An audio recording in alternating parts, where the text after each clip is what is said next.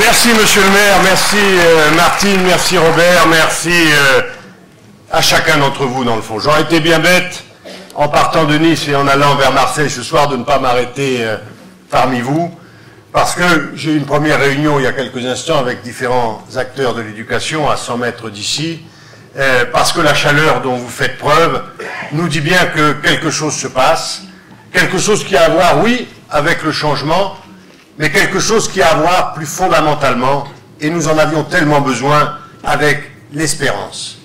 Je me souviens d'un très beau propos de Jean Jaurès qui parlait de l'invincible espoir. Et je sens même dans un pays qui est assez fatigué, qui a été divisé, qui dans le fond connaît une crise extrêmement profonde. Je sens par moments une certaine lassitude à l'égard de la politique, et cette campagne est longue, incontestablement. Mais je sens en même temps, dans une certaine gravité liée à la situation, que l'espérance chemine, cherche à se faire jour, et que le pays cherche à se trouver les voies du redressement. Je voudrais vous dire d'abord quel est en réalité le point de départ qui fait que l'éducation a été posée, et la jeunesse, par notre candidat François Hollande comme la priorité. C'est une analyse sur ce que nous vivons ensemble depuis des années. Et c'est une analyse dont il faut prendre la pleine mesure. Les Français vont avoir à se prononcer sur le destin de leur pays. Quel destin? Ce que nous vivons depuis des années. Je suis en accord à 1000% avec tout ce qui a été dit. Avec Nicolas Sarkozy, ce que le pays a vécu depuis quelques années, c'est un moment d'abaissement national comme il en a peu connu dans son histoire. La réalité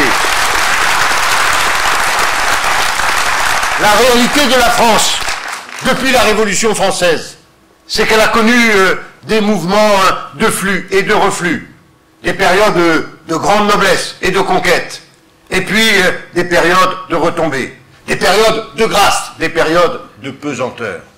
Nous avons connu le boulangisme, nous avons connu les massacres de la Commune, nous avons connu les fusillades après 1848, nous avons connu d'ailleurs, dès ce moment, les déportations du mouvement ouvrier, l'exil pour Victor Hugo. Nous avons connu le retour de l'Empire. Et puis, chaque fois, le mouvement du progrès des valeurs républicaines a repris le dessus. Nous avons connu une France qui a voté les pleins pouvoirs à Pétain. Et puis, le Conseil national de la résistance. Nous avons connu les conflits autour de la question coloniale.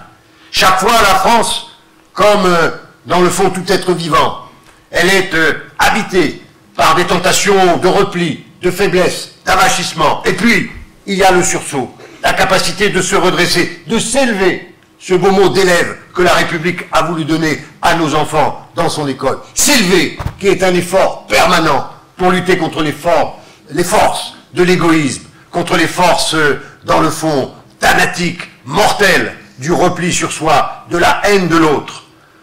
Un corps vivant, d'ailleurs, nous le savons tous, a besoin d'échanges avec l'extérieur. Si vous cessez d'avoir des échanges avec l'extérieur, alors immédiatement vous cessez de vivre. Il en est pareil des nations. Il n'y a pas une nation dans l'histoire qui a été grande sans entretenir au contraire des relations avec ce qui lui est étranger. Chaque fois qu'un peuple a voulu dresser des murailles autour de lui, il a provoqué son propre effondrement. Il en est des nations comme il en est des personnes. On a besoin de ces échanges pour vivre, pour respirer, pour grandir, pour se fortifier. Cette France connaît tous ces moments. Qu'est-ce que nous avons vécu depuis 5 ans? Des promesses qui n'ont pas été tenues, certainement. Des avantages indus, en permanence, portés vers les plus favorisés. Des attaques sans précédent vers les plus faibles. On les connaissait déjà avant 2007. Les prostituées, les jeunes en bas des cages d'escalier, les mendiants.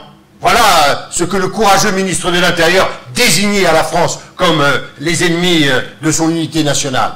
Jamais, bien entendu, les vrais pouvoirs, qu'ils soient ceux de la finance ou des réseaux occultes, dont on peut constater d'ailleurs qu'ils se portent bien, y compris dans la région.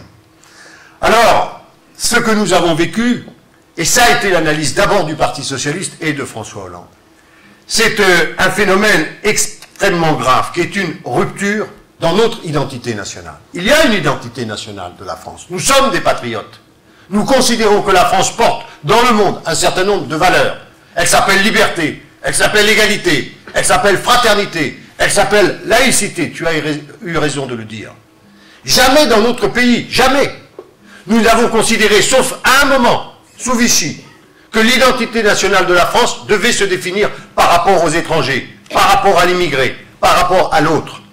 Nous avons construit la France républicaine depuis la Révolution française, autour et par son école, dans un vaste mouvement de droits individuels, d'émancipation, de liberté de conscience, d'instruction pour tous, de justice, dans une lutte sans merci contre l'indigence et contre l'ignorance. Il y a 3 ans, dans ce pays, sous la responsabilité du président de la République, a été organisé par les préfectures un débat sur identité nationale et immigration, où nous avons vu la rupture, très au-delà des rangs de la gauche, de ce qu'était le pacte républicain. Et nous avons vu des tentations mauvaises, dont j'ai rappelé qu'elles pouvaient émerger à différents moments de notre histoire. Nous avons vu ces tentations mauvaises revenir. Nous avons vu d'ailleurs la laïcité instrumentalisée, non pas pour permettre à chacun la liberté de conscience, assurer la séparation du privé et du public, non pas pour faire que les uns et les autres se respectent dans les orientations et dans les choix personnels qui sont les leurs, mais pour désigner une catégorie de la population, ceux que l'on peut soi-disant reconnaître à leur visage, les musulmans, amalgamés évidemment avec les islamistes radicaux à la vindicte des Français. Ça a été pour nous tous un crève-cœur considérable et un signal d'alarme. Nous devons refonder l'identité républicaine de la France. L'enjeu de cette élection présidentielle, ce n'est pas une simple alternance, c'est un sursaut, c'est un redressement, c'est une refondation, c'est reprendre le fil de notre histoire, c'est renouer avec la promesse républicaine, c'est retrouver les valeurs qui font la grandeur de la France. C'est la première raison. Et évidemment, dès que l'on a cette réflexion sur ce qu'est la France dans son histoire, alors on trouve cette particularité française. De Condorcet à Jules Ferry, de Jules Ferry au Conseil national de la Résistance, c'est l'histoire propre de la France, de s'être construite autour et par son école. D'avoir toujours attendu de l'école l'émancipation de chacun et la justice pour tous. Cette attente a pu avoir des déceptions, elle a été le fil conducteur.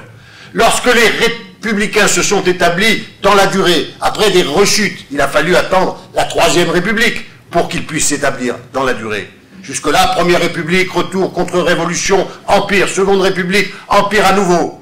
Il a fallu attendre la Troisième République pour que la République puisse s'établir dans la durée. Mais elle s'est établie par et avec son école, autour des grandes lois scolaires, autour de la mise en place des écoles normales, autour de la diffusion, bien entendu, d'un esprit public, qui est un esprit public qui porte un certain nombre de valeurs qui nous réunissent dans le pacte républicain. Ces dernières années, ces valeurs ont été attaquées. À l'instant, tu évoquais la laïcité. Souvenons-nous de la laïcité. La loi de 1905 a été une grande loi de pacification. Tout le 19e siècle, c'est le combat entre l'Église et l'État, c'est ce qu'on a appelé la guerre des deux France. Cette guerre s'arrête quand? 1905, avec la loi de séparation des Églises et de l'État.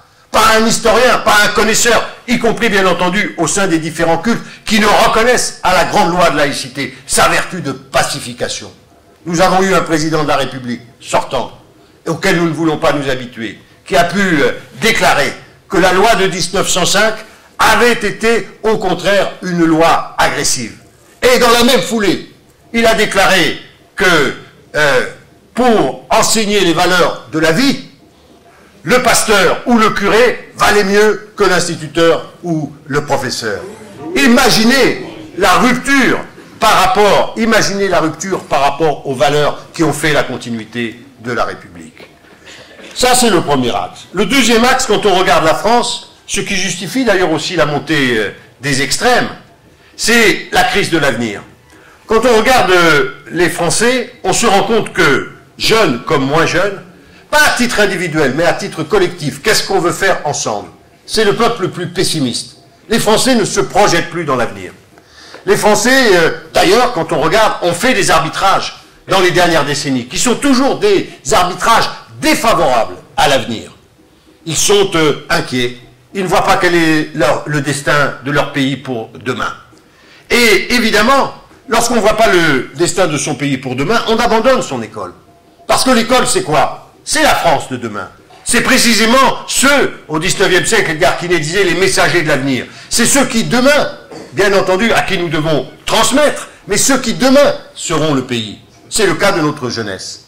Quand vous regardez ce qu'est la France aujourd'hui, les arbitrages qu'elle a pu faire, ça vaut pour la dette, ça vaut pour le développement durable, ça vaut pour les investissements d'avenir, ça vaut pour la protection sociale, ça vaut bien entendu même pour des choix comme le RSA, un des pays d'Europe où on le refuse aux jeunes, et pourquoi arriverait-il à 25 ans? Ça vaut pour le désinvestissement vis-à-vis de l'école. En permanence, les arbitrages ont été faits en défaveur de notre avenir et de notre jeunesse. C'est à l'articulation de ces deux sujets, refonder la République, surmonter la crise de l'avenir qui nous mine, que François Hollande a décidé de faire de la jeunesse et de l'école en son cœur la priorité du prochain quinquennat et le thème qui permet de fédérer, de rassembler l'ensemble des Français. Alors, bien entendu, lorsqu'on parle de la jeunesse, on pourrait se dire, mais c'est une catégorie parmi d'autres. Vous vous adressez à un public particulier.